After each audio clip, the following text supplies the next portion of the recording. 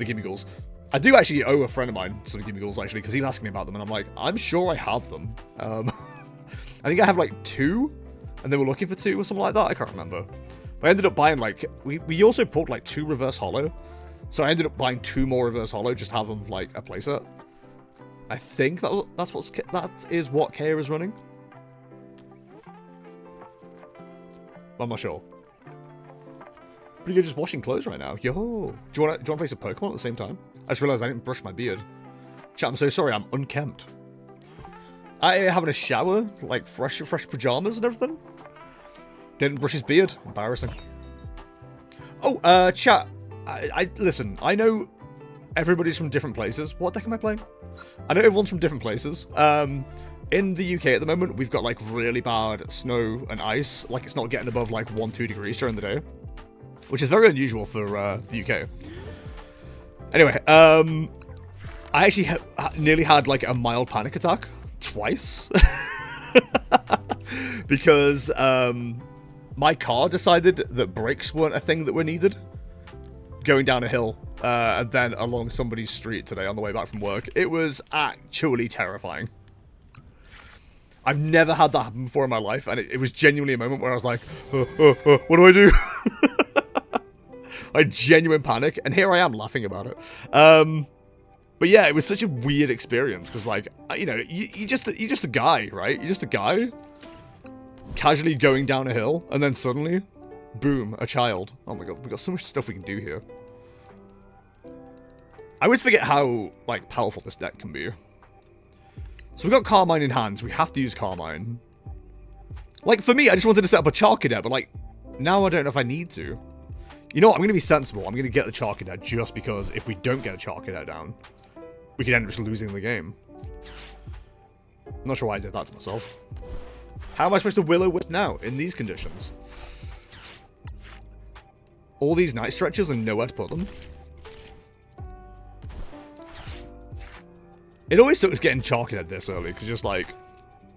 Well, not Charcadet, getting Night Stretchers this early, because you just feel like you're going to waste them. That's 3 Jamming Towers, 3 Night Stretchers I'm just going to yeet away. Because they're just not required. Amazing. Sure, keeps the price up. Hell yeah, dude. Yeah, 3 good ones currently. Oh, okay, I might have one more for you then. Remind me on Friday, if you would. And I'll have a look for you. Hello, Seb. How's it going, buddy? Hope you're well. Here comes Seb. So, chat, yes, you may notice I'm shuffling a deck once again, because that's all I do. This one is an Ends deck. So we got a new printer sorted finally. Both of our other ones don't work. So we've got this stuff. Hell yeah. We got this stuff ready to go soon. I'm very excited. I love heavy discard decks, especially when they make me discard 3 recovery options right off the bat. It's so cool. Listen, I know you're being sarcastic, but... I actually don't mind it. Like, I really enjoy discard heavy decks. If we have to lose, like, important stuff early, then it is what it is.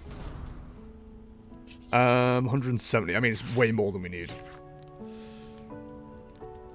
So, I think we get rid of those. We keep the dark just because of where we are currently. Is there anything else we'd like to thin out for now? As dumb as it sounds, a research going isn't the worst idea. Because we're so low already, we don't want to start, like, drawing 7 off our discards. So it's probably absolutely fine to do that.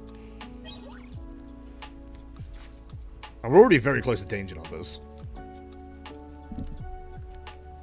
We love danger numbers.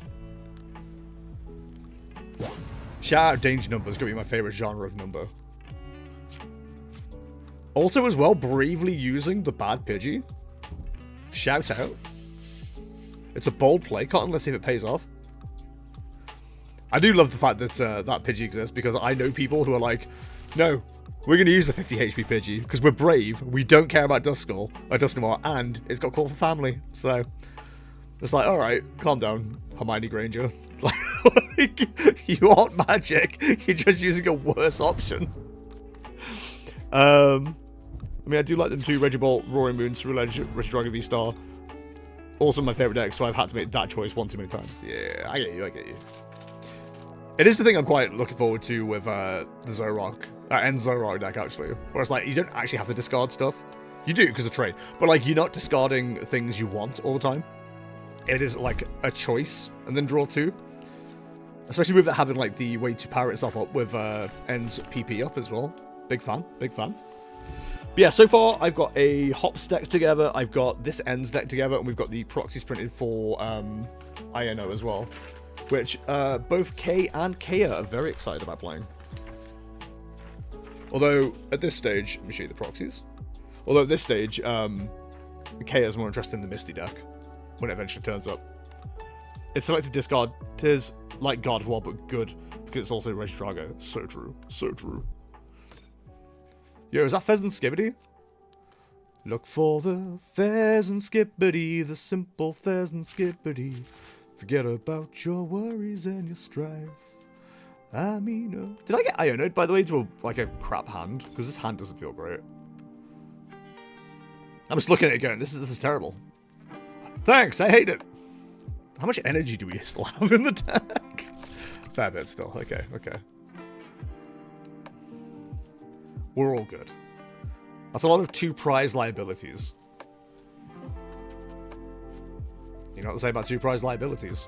Yummy. I don't do this like that. I would not hate an Iono here. Or the option of an Iono. And we do have that option. We can get to that. But whether that's the correct way to go about things is another question. Never mind, we will just find the cards that we want. So how much are we doing? 270. Oh, yeah, 270 is fine. Let's just get rid of the draw. The likelihood that Countercatcher ever comes online is pretty damn low. So I think we just protect our interests. That's just spare at this stage. Wild to say, but it is spare. They forgot the Arvin this turn already. Nah, they'll just get ready for next turn. Don't worry about it. They were just preparing. I get it. I like to prepare sometimes too. It's a risky play. I feel like the only time I've ever gone looking for something to keep it in the hand is when I'm trying to bait an Iono, and the amount of times that works is ridiculous. I've played decks where I've Ultra Balled away for the evolution of a Pokemon, knowing full well I can't use it next turn, there's no rare candy or whatever, just to bait the Iono, and 9 times out of 10 it works. There was definitely an option there for going into Lumineon and grabbing Iono just to get rid of the Sparkling Crystal, but the likelihood of it being found again because of Pidgeot is pretty high. So there's no real need to. There is a funny universe where I can actually use Raging Amethyst in this deck. It plays enough luminous energy to do that. I'm not gonna, because that'd be silly, but it would be funny. So I do wonder if we're gonna see Squawkabilly. Yep, bossed up. He's seen this movie before. So the main problem we've got now is, yes, we're going to see 6 damage counter spread, which is annoying, but fine. Is there a 270, 290, 310? We need to see another energy and a way to get rid of another energy. But there is a world where Hawlucha exists in Beans' deck, and if it does, then moving the damage countered Ceruledge into the active is actually the right play, because there's no way to do 10 more damage. Because the Squawk definitely gets knocked out. Need the Monkey back. I'm bringing Monkey back. Yeah.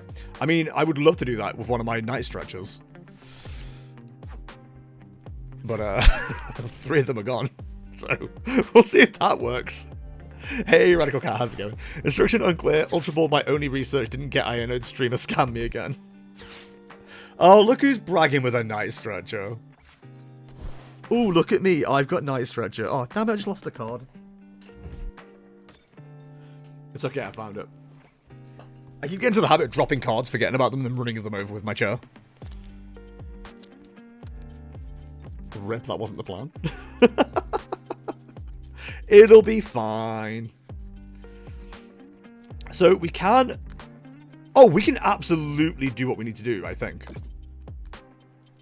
The only problem is whether we have any more fire energy, but we can absolutely put enough damage on a Ceruledge to, or we can actually absolutely get enough damage on Ceruledge to take a knockout.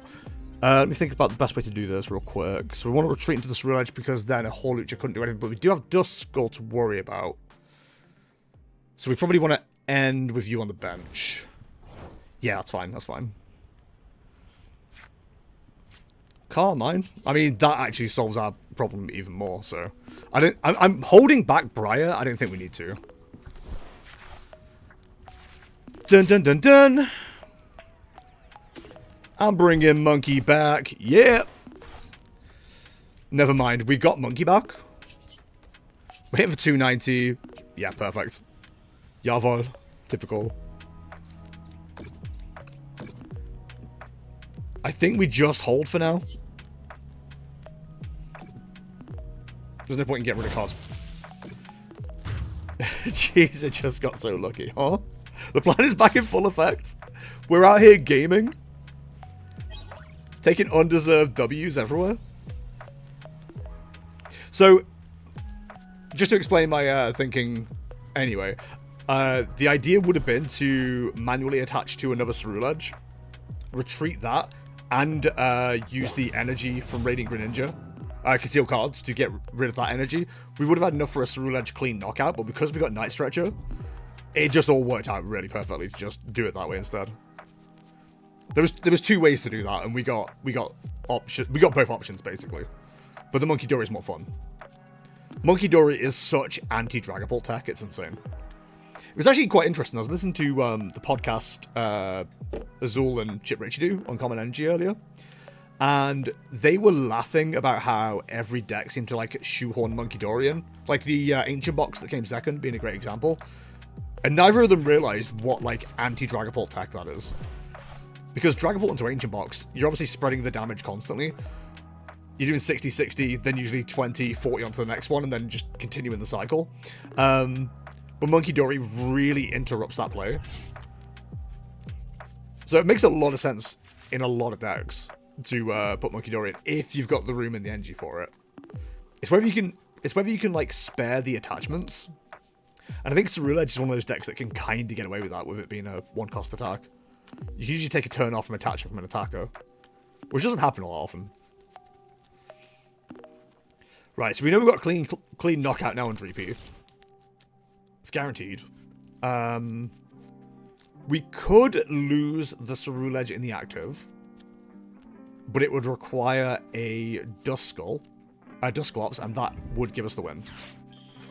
I'm going out on my own terms.